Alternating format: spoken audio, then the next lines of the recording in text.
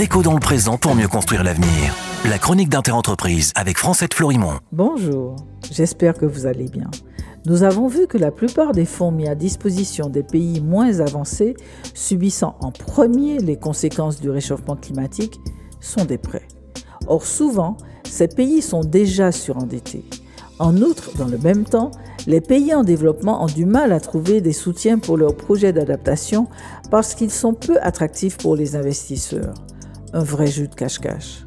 Durant la COP28, les pays les moins avancés ont réclamé un nouveau cadre, des définitions communes claires et une feuille de route partagée qui, seules selon eux, seront de nature à rétablir la confiance entre les pays du Nord et les pays du Sud. En effet, la diversité des informations fournies, leur partialité compromettent la transparence, la prévisibilité et la mise en œuvre de financements efficaces. En résumé, chacun se cache derrière son petit doigt pendant que l'eau monte et que le thermomètre s'affole.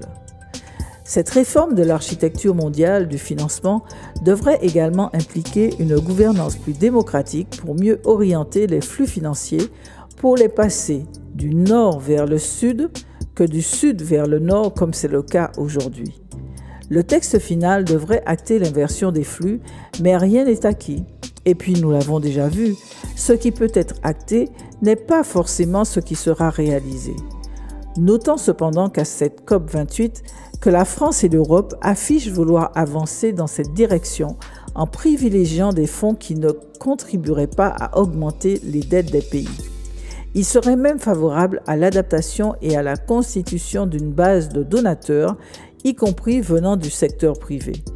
Nous verrons demain qu'entre la coupe et les lèvres, tout peut arriver. Prenez soin de vous.